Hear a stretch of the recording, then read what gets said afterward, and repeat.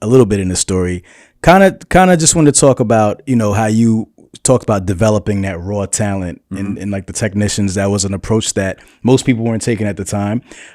So talk about, what type of people would make a good technician, and then talk about building that team that you talked about. You said you built a great team of technicians. What does it take to do that, and what does that look like? What does a great team look like? Okay.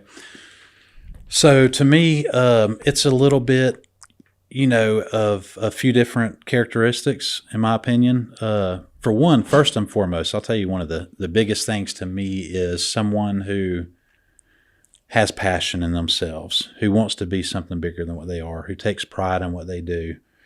To me, that's the start of it all. If you take passion in what you do and you want to be something bigger and you take, a lot of pride in what you do, you're going to learn and you're going to develop yourself. And, it's just a matter of time. That's what creates the motivation, in my opinion. So that's one of the first things I look for, is someone who has a good mindset, somebody who comes in here and is positive. When they come in and do the interview, they're real positive. They're, saying things they're interested in learning about. I can always tell when people talk about things they don't know about. So I kind of can pick up on those types of things, and that's a big red flag to me. Yeah.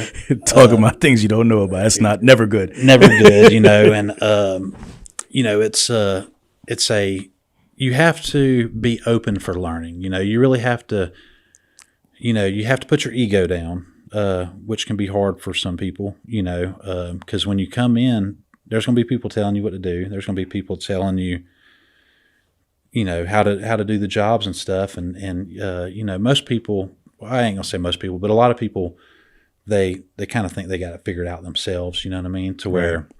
So you have to be very open to learn. That's a big key to it. But if you get that person who's really open to learn, who's very interested in the trade, and they come in and they've got, a little bit of mechanical experience. I mean, we've taken in really green people before, and it takes a lot of time. We'll take in green people even today, people who don't have any experience whatsoever. Yeah. We'll take them in. Generally takes a lot longer to develop them up. It costs more from a, ownership standpoint. But, if they have some mechanical experience, like the ideal character really to me is, somebody who has a little bit of mechanical experience, who's worked on their own car, or, changed the oil in their mom's car or whatever, little things like that. I can kind of generally pick up if somebody has, a little bit of know-how, mechanical know-how. Right. So that mixed with that passion to want to learn. And then we bring them in, we hire them. We basically let them kind of float around and work with other people who are experienced and start basically helping them, and just getting in there. And, I tell all my experienced guys, when you got somebody working with you that's training, make them put their hands on everything. Yeah. This is your time to chill and just dictate what happens. So right. So the experienced guys will really show them, hands on how to do the work. They'll work them through the processes, get them up to speed in that kind of direction, and then we just kind of monitor them and see kind of where they're at with things. We'll start giving them jobs on their own that are not so safety sensitive. Different things like maybe, putting a patch on the side of a trailer, or, changing a marker light out on a truck or whatever, things that aren't so safety sensitive, and something we can check really easily and make sure they done it right. Right. We always go behind them and check the quality of the work. Even our experienced guys, we have a very thorough quality check. As the equipment comes out here, it gets thoroughly checked. So, and then we just kind of monitor them and watch them evolve and grow. And as they grow, we give them more money, and they just, they kind of take root and take it from there, and we've had a really good success with that. I mean, a lot of our team kind of started like that. What's kind of a starting point in terms of pay, and then like what would be like the ending point when you've kind of reached the top level, or is there a top level? Is there a ceiling? Can you keep on going? Talk about that. So, zero experience, someone who has no experience whatsoever, I mean, you're looking at probably $15, $16 an hour, somewhere right in that range. Because it's going to cost us a lot to train someone like that. Yep.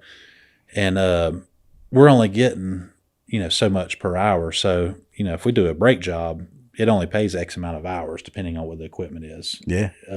So someone, will have an experienced technician on that job along with someone being trained. So, it really eats up the profits of the job. So we have to start them, at $15, $16 an hour. That way we can kind of, afford it to be able to do it and make the numbers work. As they learn, they move up. Top out for us right now is $25 an hour. That's where we top out at. As we grow, we hope to make that more, and provide better benefits and stuff like that. Yeah. So that's pretty much about the range of the pay. Got it. And what does a typical shop look like in terms of the roles that's, in the shop? Like you have like the lead, like a lead, I'm sure. Like, can you discuss how that kind of works? Yep. So we have we have a general manager. That's first and foremost. And he's responsible for the whole operation of everything. All of our shop operations, all of our mobile operations, all of our parts, our inventory. He's really oversees everything. And then from there, you have, I have a assistant that's assistant to me that helps with billing and accounting and invoicing, and they do parts as well, passing out POs and stuff like that. Yep.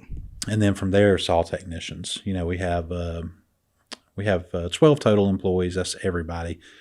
So we have 6 bays here in the shop that we have technicians in, and then we have 3 mobile service trucks. So that's pretty much where we're at right now. And, as we grow, and the thing about it is as a small business owner, we'd love to have a person that's specifically for parts. We'd love to have a person that's specifically to go out and write estimates. Yeah. But the reality is the budget just isn't there to have all these things. So you have to really kind of build it up to the point to where the budget allows to bring those type of people in and really have everybody kind of soul in, one position. Got it. The term fleet management is a pretty broad term, right? Mm-hmm. And you can kind of take that, whatever your experience would allow you to kind of see it as. What's fleet management to you? What do you look at when you think of the word fleet management? What do you think of? Okay. So fleet management to me is definitely more than just the maintenance side of things. Okay. I look at fleet management as asset management. As equipment overall, I look at it to, when do you get rid of your equipment? Like what age do you get rid of your equipment? That it's the turning, the cost becomes more than what you're really making off the equipment. You have to have that turning point on all your equipment. So you look at that. You look at the management of when to dispose of equipment, when to bring new equipment in, how to constantly be, evolving your fleet. Every year take a certain amount out, every year putting a certain amount of new ones back in. That way your fleet doesn't get too old. You're always staying up to date on all the technologies, safety technologies, fuel efficiencies, lower maintenance costs. So that's a big part of fleet management to me. Knowing your equipment and what each state requires. Different states have different, regulations and rules that they have to, abide by. So you have to know, how is a truck in New York going to be different from a truck in Dallas, Texas? Right. Speccing is a big part of managing it. A lot of people overlook speccing. Buying a semi is a lot different than going and buying a F-150. For sure. Yeah. So, you have to spec it to your operation. And there's a lot that goes into it. I mean, there's a scientific method behind it, to the gearing sizes. And, you really want to spec the truck around the engine. The engine has a peak torque at a certain horsepower, or at a certain RPM, rather. So you want your transmission, your differential, your tire size. You want all that stuff to be, to go along with that engine parameters, to where you keep your RPMs in the right areas, because a lot of people will overspec their trucks, and put bigger rear end differentials than they really need. If the truck is, the sweet spot of the truck is 1,200 RPMs and you're rolling down the highway 65 mile an hour at 1,400 RPMs, then you're basically 200 RPMs just being wasted going out the window. So there's a big fuel efficiency thing that comes in play there with specking and knowing the proper differential sizes and the transmission size and tire size all plays a role in that.